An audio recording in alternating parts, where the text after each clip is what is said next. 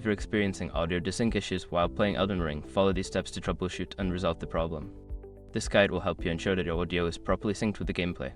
Step 1. Check audio settings. Start by checking the in-game audio settings. Navigate to the options menu and ensure that the audio output device is correctly selected and that the volume levels are appropriately set. Step 2. Update audio drivers. Make sure your audio drivers are up to date.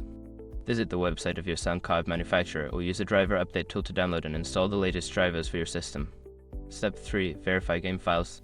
If you're playing on a platform like Steam, verify the integrity of the game files. This process will check for any corrupted files and replace them, which may resolve audio issues. Step 4. Adjust audio sample rate. Go to your computer's sound settings and check the audio sample rate. Set it to a standard rate like 24-bit, 48000 HC Studio quality to ensure compatibility with the game. Step 5. Restart the game. After making the necessary adjustments, restart Elden Ring. This will apply the new settings and may resolve any lingering audio desync issues. By following these steps, you should be able to fix the audio desync problem in Elden Ring.